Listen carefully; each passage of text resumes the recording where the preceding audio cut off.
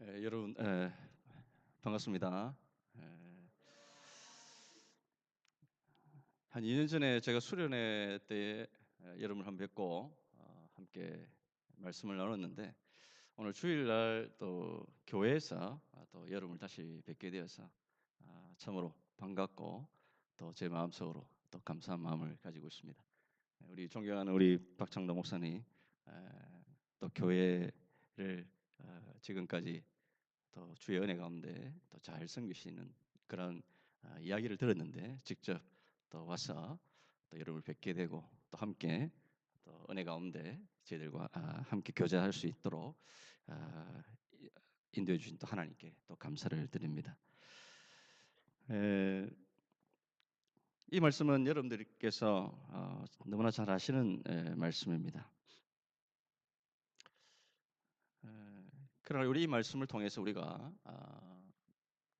아무리 잘 아는 말씀이라 할지라도 또 이 속에는 또 하나님께서 우리에게 주시는 또 다른 또 하나님의 은혜와 또 하나님께 주시는 깨달음 또 우리가 다시 결단해야 될 그러한 말씀들이 있음을 우리가 생각해 볼 수가 있습니다. 먼저 이 본문 말씀을 보면 어떤 아버지에게 두 아들이 있었습니다. 근데 그 둘째가 아버지에게 자신의 재산 자신에게 유산을 나누어 달라라고 요청을 합니다. 유산이라는 것은 부모가 돌아가실 때에 받아야 되는 것이 유산이죠. 근데 지금 아버지가 살아 계시는데 유산을 달라. 그것은 지금 둘째 아들이 돈이 너무나 필요했다라는 것을 말하고 있다라는 것이죠. 이 둘째 아들은 비록 아버지가 살아 계시지만 지금 당장 자신에게 돈이 필요하기 때문에 비록 뒤에 받아야 될 유산을 지금 당장 나에게 달라라고 요청을 했습니다. 아버지 입장에서 본다면 이것은 참으로 억장이 무너지는 일입니다. 아버지 유산을 받겠다라는 것은 이것은 더 이상 아버지의 그늘에서 있기 싫습니다라는 말과 같은 말이죠. 그래서 12절 말씀을 보시면 아버지께서 살림을 나누어 주는 그러한 내용이 나타납니다. 여기 살림이라는 이 단어는 이 헬라어에서 이 단어가 생명과 연결되는 단어입니다. 당시의 유산은 뭐 오늘날도 마찬가지겠지만 땅이 유산이 아주 큰 몫을 차지합니다. 그래서 유산을 나누어 주려면 아버지가 가지고 있는 땅을 팔아서 그것을 나누어 줘야 됩니다. 그 땅은 그 당시에 모두에게는 생명과 같은 그런 재산입니다. 그래서 아들이 아버지에게 유산을 나누어 달라 이 말은 아버지의 생명과 같은 땅, 생명과 직결되는 그러한 유산을 나누어 달라. 곧 아버지의 생명을 건드려 버리는 그러한 아주 엄청난 요구다라고 말할 수가 있다라는 거죠. 이 아들의 배은망덕한 이 모습, 아버지가 아들을 바라볼 때 너무나 착잡하고 괴로웠습니다. 그러나 이 둘째 아들은 아버지의 그러한 마음은 전혀 아랑곳하지 아니하고 오직 돈에만 관심이 있는 겁니다. 그러나 아버지 아들 그 요청을 듣고 유산을 나누어 줍니다. 그리고 유산을 나누어 주고 이제 이 둘째 아들과는 생이별을 해야 되는 시간이 다가왔다라는 거죠. 당시에 그 장남은 아버지의 재산 가운데 2배를 가집니다. 그래서 첫째 아들이 3분의 1을 가지게 되고 둘째 아들이 3분의 1을 가지게 됩니다. 유산을 받은 이 둘째 아들은 이것을 받자마자 자신의 모든 생활을 정리하고 그 유산을 들고 며칠 만에 집을 떠나 버리고 맙니다. 그토록 원했던 아버지의 그늘에서 벗어나고 이제 자신이 원하는 삶을 살기 위해서 자유를 향해서 찾아간 거죠. 그가 꿈꾸고 원했던 삶은 자기 마음대로 살아가는 삶이었습니다. 더 이상 아버지의 간섭도 없이 이제 자유다 하고 떠나는 것이 이 둘째 아들의 간절한 소망이었습니다. 그러나 이 둘째 아들이 생각했던 자유라는 것은 흥청망청 술과 여자와 온갖 자신이 하고 싶은 대로 살아가는 것이 바로 그가 생각하는 자유였습니다. 가져왔던 돈들이 점점 줄어들기 시작합니다. 결국 가져왔던 아버지의 유산 3분의 1을 다 써버리고 말았습니다. 엎침대 덮친경으로 그가 거주했던 그 지역의 그 도시가 흉년이 들게 됩니다.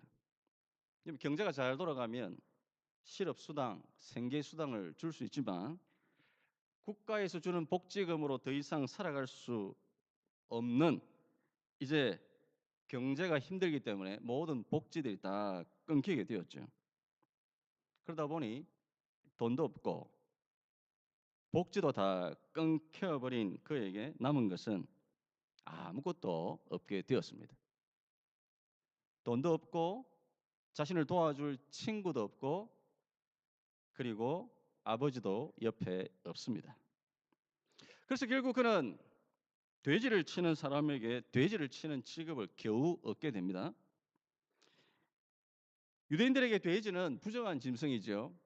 그래서 돼지를 가까이 하지 않습니다. 그러나 이 아들 당장 굶어 죽어가는 판에 깨끗한 것, 천한 것 가릴 처지가 되지 못하죠. 결국 돼지를 치면서 돼지가 먹는 쥐염 열매를 그것으로 배를 채우고까지 그렇게 생각했습니다. 문제는 그것조차 주는 사람이 없다라는 거죠. 한마디로 돼지보다 못한 신세가 되었습니다. 그래서 그는 17절 말씀에 보면 그가 최종적으로 이러한 결단을 하게 됩니다. 17절에 이에 스스로 돌이켜 내가 이르되 내 아버지에게는 양식이 풍족한 품꾼이 얼마나 많은가, 나는 여기서 줄여 죽는다. 18절에 내가 일어나 아버지께 가서, 이 둘째 아들은 더 이상 굶어 죽을 수 없다라고 생각을 하고 아버지께로 가고자 결단합니다. 그러나 문제는 아버지 얼굴을 어떻게 보느냐라는 게 문제죠. 아버지의 유산을 다 챙겨서 왔던 이 아들, 아버지와 관계를 끊고 아버지의 생명과 같은 유산을 받고 그렇게 흥청망청 살아왔던 이 아들, 아버지 볼 면목이 없는 거지요. 그러나 굶어 죽을 수는 없기에 아버지 집으로 돌아가는 길밖에는 아무런 길이 없다라는 것을 그는 너무나 잘 알았습니다.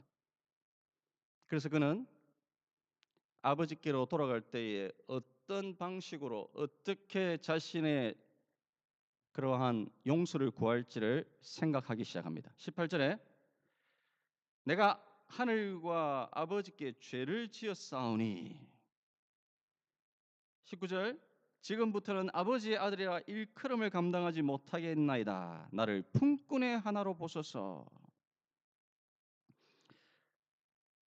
아버지가 자신을 어떻게 받아줄지 그는 너무나 궁금했고 자신이 없었습니다. 그러나 여기서 굶어 죽느니 한번 부딪혀 보자 생각을 하고 막다른 골목에 들어간 심정으로 돌아가는 겁니다. 그것도 자신이 지은 죄를 자신이 너무나 잘 알기 때문에 아버지의 아들을 자기에게 없다라는 것을 인정합니다. 더군다나 아버지 집에 많은 종들이 있는데 그 종들의 자격도 자신에게 없다라는 것을 인정합니다. 그래서 그는 품꾼으로 받아달라고 요청을 합니다. 이런 품꾼은 아버지 집에서 사는 종이 아닙니다. 아버지 집에서 사는 종들은 아버지가 제공해주는 집과 그리고 모든 의식주를 다 제공받고 해결받는 자입니다. 그러나 품꾼은 그저 돈을 주고 몇 시간 일을 하면 시간당 수당을 챙겨주는 그러한 사람에 불과합니다. 그래서 이 아들은 아들도 아니고 종도 아니고 품꾼으로 좀 여겨달라고 생각한 겁니다. 바로 그러한 마음을 품고 아버지께로 돌아가서 바짝 엎드려서 아버지 용서를 구하겠다라는 것이 이 둘째 아들의 가졌던 생각이었습니다. 우리는 오늘 이 말씀을 통해서 이 둘째 아들의 모습을 바라볼 때에 바로 이 모습이 하나님을 떠난 모든 인생들의 모습이다라는 것을 알 수가 있습니다. 둘째 아들 아버지의 간섭이 싫었습니다. 자기 마음대로 하고 싶었습니다. 그래서 아버지 집에서 따라야 될 그 집의 규율이 있습니다. 또 아버지의 아들로서 그가 마땅히 생활해야 될 그 집안에 예절이 있었고 규칙이 있었습니다. 그러나 이 둘째 아들은 아버지의 그러한 규율, 아버지의 아들로서 살아가는 그러한 것이 너무나 싫었고 그는 마음대로 하고 싶었습니다. 자유를 원했죠. 바로 이것이 하나님을 떠난 인생들의 모든 인생들의 모습인 것을 우리에게 보여주는 것입니다. 우리의 처음 조상 아담과 하와가 바로 이 둘째 아들과 같습니다. 하나님께서 아담을 지으시고 아담에게 모든 그러한 자녀로서 누릴 혜택을 다 주셨습니다. 그러나 규율을 하나 주셨죠. 선악과를 먹지 말라라고 규율을 주었습니다. 그러나 이 아담 그 규율조차도 싫었습니다. 왜지? 왜 먹어서는 안 되는 걸까? 나는 내 마음대로 하고 싶고 내가 먹고 싶으면 먹는 것이지 왜 하나님께서 먹어라 먹지 말라 하시는 거냐? 나에게는 마음대로 할 수 있는 자유가 있고 나에게는 인권이 있다. 그래서 아담은 하와와 함께 자신들이 하고 싶은 대로 생각했고 결단했고 먹었습니다. 바로 그 일을 통해서 에덴 동산에서 이 아담과 하와는 떠나게 되죠. 마치 아버지 집을 떠난 아들처럼 떠나버리고 만 것입니다. 오늘 이 자리에 계신 여러분들 가운데 바로 이 둘째 아들 또 아담과 하와처럼 그러한 마음을 갖고 계시는 분이 혹 없는지 우리 자신을 한번 돌아볼 수 있다라는 거죠. 여러분들은 스스로 생각할 수 있습니다. 나는 내가 하고 싶은 삶을 살 수 있어. 하나님의 말씀, 하나님의 뜻, 나는 이러한 속박에 더 이상 얽혀 매여 사는 삶이 더 이상 나는 싫어. 왜 우리 부모는 매주일마다 교회를 가라라고 나에게 강요하는 거야? 내가 나이가 들고 성인이 되면 나는 내 마음대로 할 거야. 내가 하고 싶은 대로 할 거야. 왜 이래라 저래라 나에게 말을 하는 거야? 더 이상 나는 듣기 싫어. 내 인생은 내 거야. 그렇게 생각을 하고 아버지 품에서 떠나고 또한 하나님께서 우리에게 주신 규율과 하나님께서 주신 우리에게 주신 그러한 여러 가지 생활의 법칙에 대하여 이것은 더 이상 나를 얽어맬 수가 없어. 나는 자유가 있어. 바로 이것이 우리 모든 인생들의 본성이다라는 거죠. 아버지 품을 떠나 내 마음대로 살겠다라는 그 자체가 바로 성경에서 말하는 죄다라는 겁니다. 그러다가 여러분들이 어떤 인생의 위기를 만날 때 그럴 때 우리는 본능적으로 다시 아버지를 찾습니다. 하나님, 제가 잘못했어요. 도와주세요. 그래서 어떤 사람들은 내가 이렇게 멀리 하나님을 떠났는데 내가 과연 다시 돌아갈 수 있을까? 스스로 한계를 정하고 머뭇머뭇거리는 분들이 있습니다. 마치 둘째 아들처럼 말이죠. 그래서 더 이상 아버지가 나를 아들로 받아 주실까? 아닐 거야. 종으로도 받아주시지 않을 거야. 나는 스스로 품꾼이 되어서 품꾼이라도 좋으니 내가 아버지께로 가야 되겠어. 그렇게 이 둘째 아들이 걱정했던 것처럼 그렇게 하나님을 생각할 때가 있다라는 거죠. 나갈 때는 마음대로 나가는데 들어올 때는 마음대로 들어오지 못한다라고 생각하며 아버지가 과연 나를 받아주실까라고 생각하는 겁니다. 자, 그러면 둘째 아들의 그러한 고민, 그러한 생각처럼 과연 아버지께서 그 아들을 어떻게 대해 주실까? 바로 20절부터 그 아버지의 그러한 태도와 아버지의 모습이 나타납니다. 20절 말씀을 보면 이에 일어나서 아버지께로 돌아가는 그러한 길에 아직도 거리가 먼데 아버지가 그를 보고 둘째 아들을 보았죠. 측은히 여겨 달려가 목을 안고 입을 맞추었다라고 말씀합니다. 둘째가 지은 죄를 생각하면 기어 들어와도 받아줄지 말지 고민할 수 있는 그러한 부분이 분명히 있습니다. 아버지는 이 둘째 아들의 초췌하고 영락없는 거짓골로 오는 그 모습을 보고 마음에 불쌍한 마음이 일어났다. 그리고 잃어버린 아들이 다시 돌아오는 모습을 보자마자 기쁨으로 뛰어나갔다. 그리고 목을 끌어안고 그에게 입을 맞추며 그를 다시 아들로 맞이한다. 이 모습은 아버지가 이 둘째 아들을 어떻게 대하는지, 지금까지 이 아들을 어떤 마음으로 기다렸는지, 어떻게 이 아들을 지금도 생각하고 있는지를 보여주는 분명한 그림입니다. 이 둘째 아들은 자신이 그동안 준비했던 멘트, 아버지, 저는 아버지의 아들도 아니요 종도 아니요 품꾼입니다. 제발 품꾼으로 저를 여겨주세요라고 생각했던 그 둘째 아들의 그 멘트를 하기도 전에 아버지는 그 아들을 끌어안고 그에게 입을 맞추면서 더 이상 그의 말을 듣기도 전에 종들에게 시킵니다. 이 아들에게 제일 좋은 옷을 입히고 손에 가락지를 끼우고 신을 신겨라. 그리고 살찐 송아지를 잡아서 잔치를 벌이자. 오늘은 우리가 잃어버린 아들, 죽었던 아들이 다시 돌아온 그런 날이다. 마음껏 먹고 즐기자.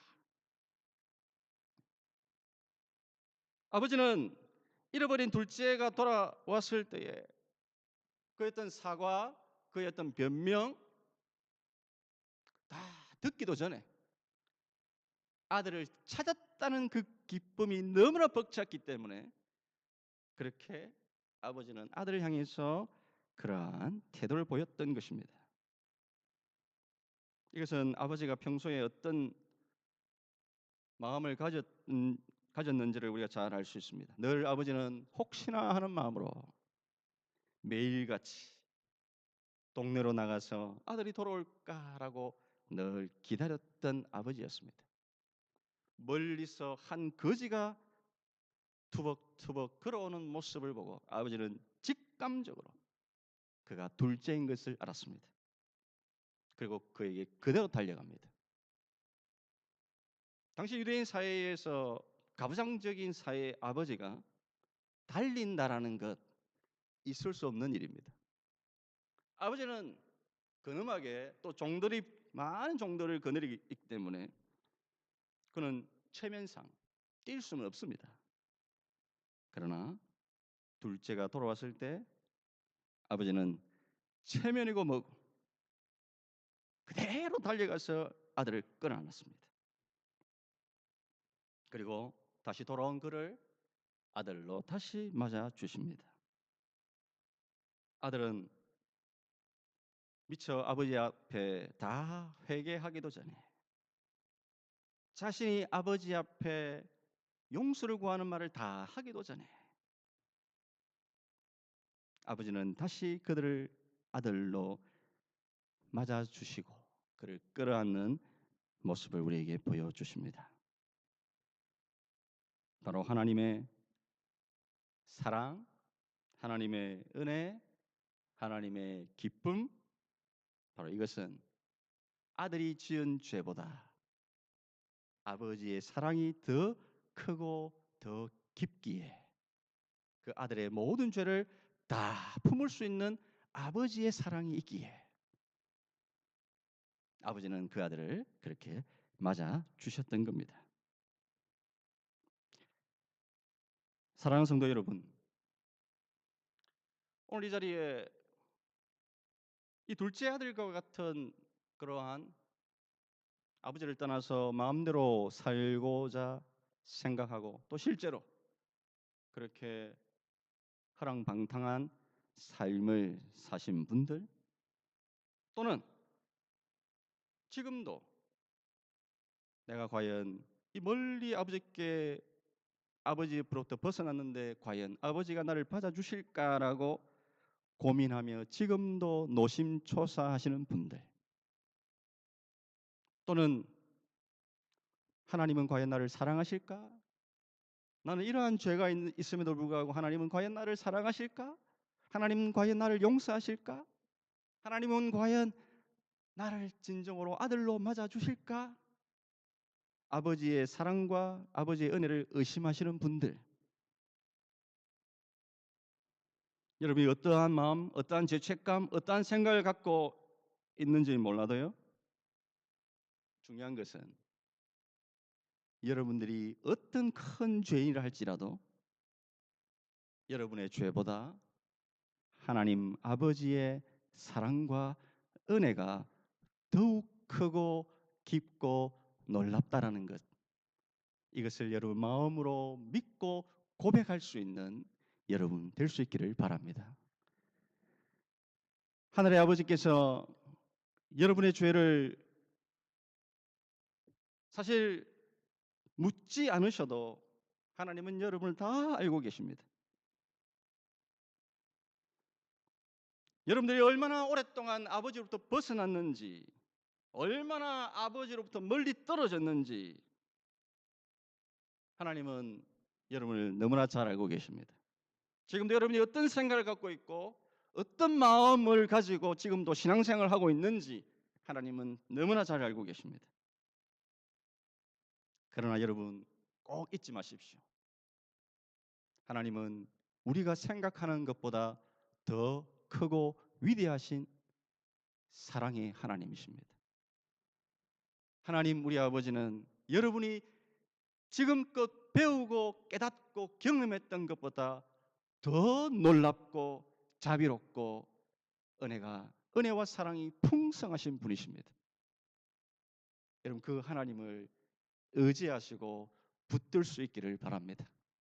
그 은혜와 사랑 앞에 나의 생각을 내려놓고 지금도 돌이켜 아버지께로 갈 때 나를 두 손, 두 팔로 나를 안아주시고 입 맞추시고 나를 안아주시는 그 아버지를 여러분 믿고 그 아버지 품에 안길 수 있는 여러분 될 수 있기를 바랍니다.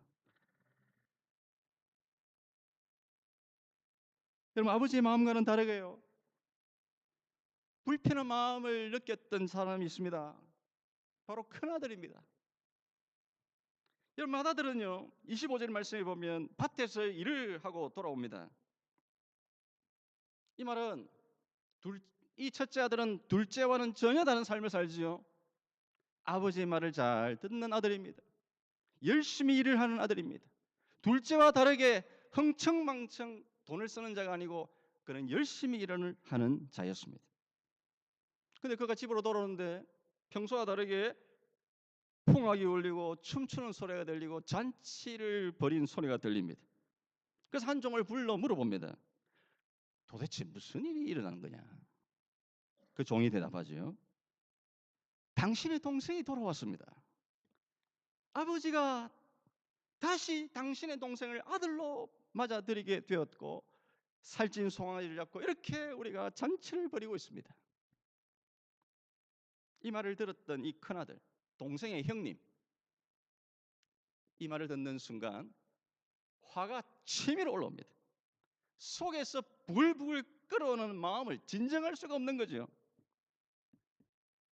잔치에 동참할 마음 전혀 없습니다. 아버지, 둘째를 안아주셨던 아버지, 이 큰아들의 마음도 이 아버지가 잘 아십니다. 그래서 큰아들에게로 갑니다. 여러분 오늘 본문을 보시면요, 큰아들과 작은 아들에게 다가가신 분은 아버지라는 것을 알 수 있습니다. 아버지가 큰아들에게 다가가서 아들에게 잔치에 동참할 것을 권면합니다. 그러나 이 큰아들, 그동안 쌓여 있었던 불만을 이제 다 쏟아냅니다. 29절에 내가 그동안 아버지를 섬겨 어떤 말씀이든지 어긴 적이 없고 순종하는 모범적인 아들로 살아왔는데, 그러나 저에게 염소 새끼 한 마리라도 주어서 친구들과 잔치를 벌이게 한 적이 있었습니까? 아버지가 죽기만을 기다리고 끝내 살아있는 동안에 아버지의 유산을 챙겨 장녀들과 허랑방탕한 삶을 산, 그리고 아버지의 모든 돈을 다 잃어버린 이 파렴치한 도무지 용서받지 못할 이 둘째를, 이 죄인을 위하여 송아지를 잡고 이렇게 잔치를 벌이고, 저는 뭡니까? 도무지 화가 나서 견딜 수가 없습니다. 동생을 다시 아들로 맞아들이면요, 이 형님은 또 아버지의 유산에서 3분의 1을 또 떼줘야 됩니다. 자신은 평생 일만 하고 아버지 집에서 종처럼 살아왔는데 이 동생이라는 인간은 허랑방탕하게 살고 재산도 다 까먹고 이제 다시 태어나게 아버지 아들로 돌아와서 다시 아버지 아들이 되니 참을 수 없는 분노, 참을 수 없는 화가 치밀어 오는 겁니다.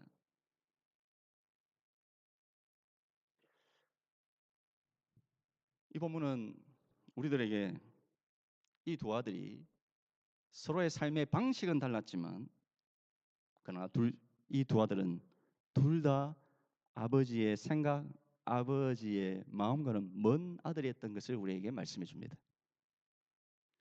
둘째는 너무나 못된 삶을 살았습니다. 그러나 첫째는 너무나 착한 삶을 살았습니다. 그러나 둘 다 아버지의 본심은 뭔지를 모르는 똑같은 아들입니다. 둘 다 각자 자기의 방식대로 산 아들들입니다. 단지 첫째는 착한 길로 산 아들이요, 둘째는 나쁜 길로 산 아들에 불과합니다. 이 둘째의 형님들은, 이 첫째는 둘째를 동생이라 부르지 않습니다. 동생이라는 그러한 단어를 결코 자신의 입에서 내뱉기 싫은 거죠. 마음의 미움과 원망이 가득 차서 마음 깊숙이 돌덩어리가 깊숙이 박혀 있어가지고 이 둘째를 결코 동생으로 부르지 않고 죄인으로 부릅니다. 큰아들 매사에 아버지의 말씀이라는 늘 순종하고 아버지의 뜻을 따라 열심히 일했던 모범적이고 도덕적이고 훌륭한 아들입니다. 그러나 이 큰아들에게 아버지의 사랑, 아버지의 자비, 아버지의 은혜, 그런 것은 찾아볼 수 없는 아들이었습니다. 이 첫째, 철저히 계산적인 아들입니다. 자신이 그동안 아버지 밑에서 성실하게 일한 대가로 청구서를 지금 내밀고 있는 겁니다. 둘째는 노골적으로 청구서를 내밀었죠. 그러나 첫째는 자신의 도덕과 자신의 성실로서 아버지의 재산을 요구하고 있는 겁니다. 큰아들, 둘째 아들 둘 다 삶의 방식은 달랐지만 결국 그들이 원했던 것은 아버지의 재산입니다. 그리고 그들의 삶의 방식입니다. 만일 첫째가 보상이 없었다면, 아버지의 유산을 받지 못하게 되었다면 과연 이 첫째가 그렇게 열심히 일을 했을까요? 오늘날 많은 사람들이 이 첫째 아들과 같이 사람들로부터 인정을 받고 또 사람들로부터 그렇게 존경과 관심을 받게 되는 것, 그것을 사람들로부터 받는 것을 더욱 원할지도 모릅니다. 이 첫째 아들이 가졌던 마음, 나는 최소한 저 사람보다는 좀 낫다라고 생각하죠. 나는 이렇게 열심히 살았는데 그렇다면 저렇게 허랑방탕하게, 저렇게 게으르게, 저렇게 못되게 사는 사람보다 나는 좀 더 나은 삶을 살 거야. 나는 내가 하는 일은 더 잘 될 거야. 내가 이렇게 열심히 살아왔기에 나는 그에 대한 대가로 행복과 그리고 잘 사는 것은 나에게 당연한 거야. 나는 이렇게 열심히 사는데 왜 내가 하는 일이 잘 되지 않지? 이건 정말 불공평해. 억울해. 이것이 첫째 아들이 가졌던 불평과 원망이었습니다. 예수님은 의도적으로 이 큰아들의 태도를 의도적으로 말씀해 주시는 겁니다. 왜냐하면 이 말씀을 들었던 당시의 바리새인과 서기관들을, 이들은 소위 자신이 하나님을 잘 믿는 그러한 사람들이라고 첫째 아들처럼 생각했기 때문입니다. 바로 이것은 오늘날 교회 안에도 나는 저 사람보다 신앙이 좋아, 나는 교회에서 열심히 봉사하고 열심히 누구보다도 나는 그렇게 첫째 아들것처럼 그렇게 나는 살아왔어. 나는 교회도 잘 다녔고 예배도 잘 드리고 직분도 있고 봉사도 열심히 하고 헌금도 잘하는데 나는 하나님의 은혜를 받을 자격이 있어. 이렇게 나는 하나님 아버지의 마음에 쏙 드는 일을 했기 때문에 하나님은 나에게 축복을 반드시 주셔야만 나는 받을 자격이 있어 라고 생각하는 겁니다. 그래서 한편으로는 둘째 아들처럼 예배도 드리지 아니하고 기도도 하지 아니하고 봉사도 하지 아니하고 자기 마음대로 살아가는 죄인, 저런 자는 복을 받을 수 없어. 당연히 벌을 받아야 돼. 근데 그러한 자가 믿음을 가지고 회개하고 주께로 돌아왔을 때 오히려 불편해하고 마음에 분노와 화가 치밀어 오른 그러한 큰 아들과 같은 자들이 있을 수도 있다라는 거죠. 이러한 큰 아들의 마음, 둘째와 같이 아버지의 마음과는 거리가 먼 마음입니다. 나는 상을 받을 만한 일을 했기 때문에 상을 받는다라는 식의 인과응보적인 그러한 신앙생활을 하는 그러한 마음, 둘째 아들처럼 그러한 하나님 앞에서 옳지 못한 그러한 모습이다라는 겁니다. 이 모습은 얼마나 아버지의 마음과 거리가 먼 마음일까요? 그러나 아버지의 마음, 아버지의 사랑, 아버지의 자비, 아버지의 은혜는 첫째와 둘째와 그 아들들의 마음과는 달랐습니다. 아버지는 아들들에게 어떤 조건을 보시고 너가 그렇게 열심히 했기 때문에 내가 너에게 복을 줄 거야. 너는 못된 삶을 살았기 때문에 너는 복을 받을 자격이 없어. 아버지의 마음은 그러한 조건적인 마음이 아니었습니다. 아버지의 마음은 무조건적이었습니다. 둘 다 아버지의 유산을 받을 만한 자격이 있는 자는 아닙니다. 그러나 아버지는 그들을 첫째와 둘째를 둘 다 아들로 생각하십니다. 왜요? 아버지의 은혜, 아버지의 사랑으로 그들을 바라보시기 때문에 그렇습니다. 아버지의 관심은 잃었다가 다시 찾은, 죽었다가 다시 돌아온 그 아들에게 있습니다. 아버지의 관심은 자신의 집에서 묵묵히 일을 하는 그 아들에게 있습니다. 첫째의 삐뚤어지고 자기 중심적이고 인간응보식의 그러한 아버지의 마음을 전혀 모르는 그러한 첫째 아들을 향해서도 아버지는 그를 사랑하십니다. 아버지의 사랑을 다 내팽개버리고 자기의 마음대로 살았던 둘째를 향해서도 아버지는 그를 사랑하십니다. 둘 다 삐뚤어지고 둘 다 제멋대로고 둘 다 죄인들입니다. 그러나 아버지는 이 둘을 다 사랑하십니다. 이 둘에게 둘 다 자비를 베풀어 주십니다. 복음은 복음을 받지 못할 죄인은 없습니다.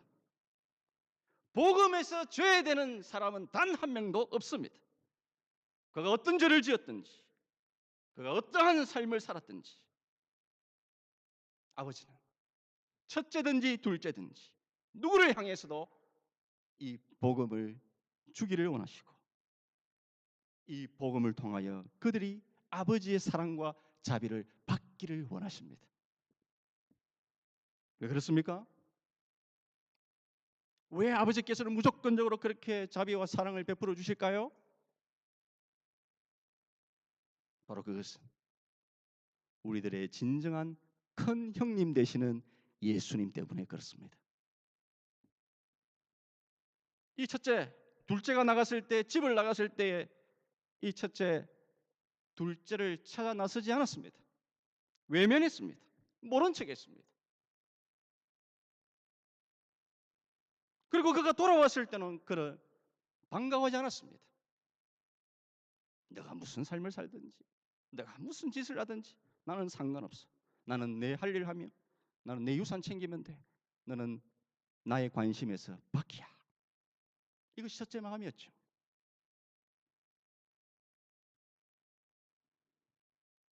그러나 우리의 진짜 형님 되시는 예수님, 집 나간 동생, 허랑방탕한 삶을 살아가는 동생, 잃어버린 동생 찾아 나섭니다. 하늘 영광 버리시고 이 낮고 낮은 땅으로 오셔서 그 집 나간 동생 찾기 위하여 자신을 십자가에 내려놓으셨고 피 흘려 죽으시면서까지 그 집 나간 동생 돌아오기를 원하셨던 진정한 큰 형님의 사랑을 보여주셨습니다. 아버지가 아들을 무조건적으로 용서하고 받아들일 수 있는 것, 바로 우리의 진짜 큰 형님 되시는 예수님의 희생과 죽음이 있기 때문에 우리 주님께서 우리에게 이러한 모든 은혜를 받을 수 있는 너무나 값비싼 희생을 우리의 주님께서 치루어 주셨습니다. 값싼 은혜는 없습니다. 오직 값비싼 은혜만 있을 뿐입니다.